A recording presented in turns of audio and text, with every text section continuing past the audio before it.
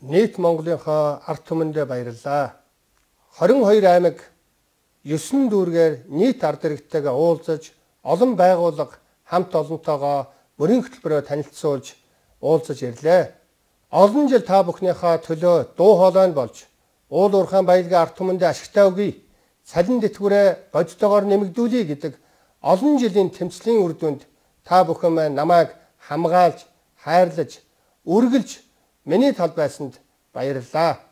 Ард иргэдээ, Монгол улсын ерөнхийлөгчийн сонгуулиар бид дараагийн нэг эрх баригчийг, дараагийн нэг том даргаыг сонгох гээд байгаа юм бишээ.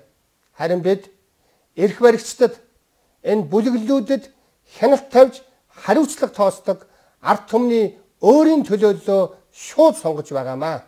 Өнөөдөр Монгол оронд цөөхөн гэр бүлүүдэд боломж олгож, нийт ард иргэдийн боломжийг хомж байгаа ийм л дүр зураг харагдаж байна.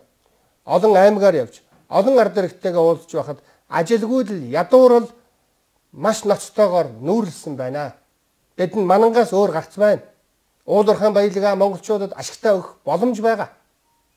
Бид ажлын байр, орлоготой байх гарц байна. Бид жижиг дунд үйлдвэрлэлээ, бизнес, баялаг бүтээгчтэй дэмжснээр олон ажлын байр бий болно. Эдийн засаг гэдэг бол хүн бүр, сум аймаг, дүүрэг, компани, аж ахуй нэгж болгон өөрсдийнхөө хүсэл мөрөөдлийн хэмжээнд, өөрсдийнхөө боломж бололцооныхоо хэмжээгээр хөдөлмөрлөх, хийж бүтээх боломжоор хангах явдал юм аа. Нийт монголчуудтайгаа хариуцлагын гэрээг бий байгуулсан. Энэ нь цаад утгаараа ард түмэнтэйгээ хамт эрх баригчдыг, намчралсан энэ бүлэглэлүүдийг ард түмний өмнө хариуцлагатай байлгана, хяналттай болгоно. Ингэж байж Монгол оронд шударга яс тогтно. Шударга байж ажил бид эвтэй байна, хүчрхэг байна.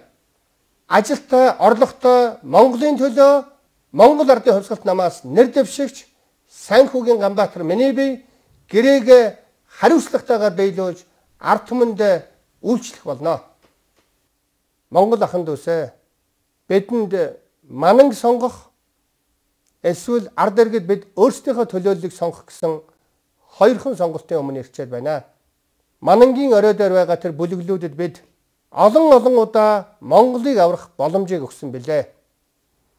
Энэ боломжийг тэд хэдхэн гэр бүлийн боломж болгож ашигласан. Харин бид 3 сая ард түмнийхээ боломж болгож ашигланаа. 3 сая ард иргэдтэй яаж ажлын байр бий болгох вэ? Яаж орлоготой болгох вэ? Жирийн ажилчин хүмүүсийн төлөөллийн байгууллага, жирийн баялаг бүтээгчдийн төлөөллийн байгууллага, засгийн газартай төртөө энэ тэнцүү хэмжээнд хэрэлцээрт ордог боломжийг бид бий болгоно. Ингэснээр Монголын төрд хяналт хариуцлага бий болно. Монголын төр хулгайгүй болно. Энэ бүхний үр дүнд олон монголчууд маань ажлын байртай болно, орлоготой болно.